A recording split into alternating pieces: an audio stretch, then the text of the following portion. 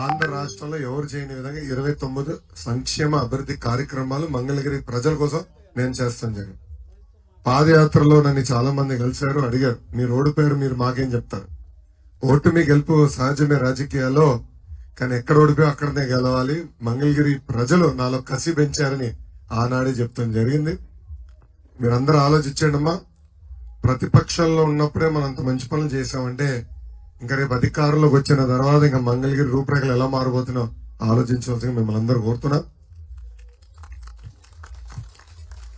ప్రత్యేకంగా మన నియోజకవర్గానికి వచ్చే గల ఇంటి సమస్యలు ఉన్నాయి, మౌలిక సదుపాయాలు సరిగా లేవు. ఇంకో పక్కన యువతకు ఉద్యోగాలు ఉపాధి లేని పరిస్థితి చూస్తున్నాం. తరతరాలుగా అంటే దశాబ్దాలుగా మన కొండపురం మొక్కు కానీ వాగు కానివ్వండి, దాని తర్వాత ఫారెస్ట్ భూముల్లో కానివ్వండి, అన్నిట్లో మనం ఉంటూనే జరుగుతుంది. అది గతంలో ఎమ్మెల్యే గారు రెగ్యులరైజ్ చేస్తానని హామీ ఇచ్చి మాట తప్పారు, అది అందరికి తెలిసిన విషయమే. మొదటి 5 సంవత్సరాలు అంటే ఆయన అధికార పార్టీలో లేడు కనుక ఏదంటే చెప్పేశాడు. 5 సంవత్సరాలు అధికారంలోకి వచ్చిన తర్వాత కూడా ఆయన ఎక్కడ ఒక్కటిగానే ఒకటి రెగ్యులరైజ్ చేయలేదు. అంటే మంచి పని చేయాలంటే ముందర మనసులో ఉండాలి, అది ఆయనకి లేదు. నేను పోయిన దాదాపు ఒక 11 నెలలు రాష్ట్రం అంతా పాదయాత్ర చేశా. బాబు గారు అరెస్ట్ అప్పుడు రాజమండ్రి, ఢిల్లీలో కూడా తిరుగుతాం జరిగింది. అయినా కూడా ఎప్పుడు నా మనసు మంగళగిరిలో నుండే ఏం జరుగుతుంది, అందరూ ఎలా ఉన్నారు, ఈ కష్ట సుఖాలు ఏంటి, అందరితో కూడా ఫోన్లో మాట్లాడటం జరిగింది.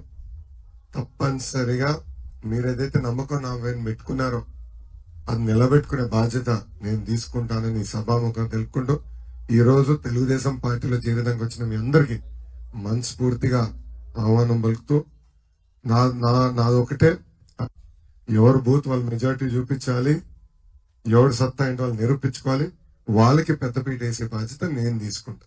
ఇది ఇక్కడనే కాదు, రాష్ట్ర వ్యాప్తంగా కూడా నేను అది చెప్తాను.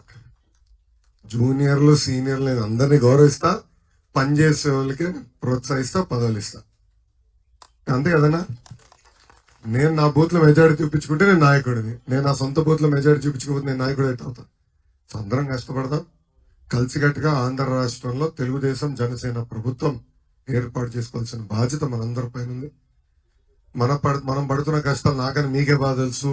ధరలు పెరిగిపోయినాయి, ఉద్యోగాలు ఉపాధి లేదు, రాజధాని పనులు ఆగిపోయినాయి, అస్తవ్యస్తంగా తయారైపోయింది రాష్ట్రం. ఒక చేతితో 10 రూపాయలు ఎత్తే ఇంకో చేతిలో 100 రూపాయలు లాక్కుంటున్నాడు ఈ ముఖ్యమంత్రి. మద్యం ధరలు పెంచాడు, కరెంట్ ఛార్జీలు పెంచాడు, ఇంటి పన్ను, చెత్త పన్ను, ఇంకా కుక్క పని కూడా పన్నేస్తాడు రేపు లేదంటే పీల్చే గాలిపైన పన్నేస్తాడు. అదే ఈయన పన్నుల ముఖ్యమంత్రి, ఎక్కడ పన్ను ఎట్టేయాలనేది ఆలోచిస్తున్నా తప్ప ఇంకేం లేదు. సో దయచేసి మీరు అందరూ గుర్తుపెట్టుకోవాల్సిందిగా మిమ్మల్ని అందరూ కోరుకుంటూ ఇప్పుడు ఈ కార్యక్రమం ముందలు తీసుకెళ్లాల్సిందిగా మా అబ్జర్వర్ సత్యనారాయణ గారిని కోరుతాం. అందరికి నమస్కారం. అలాగానే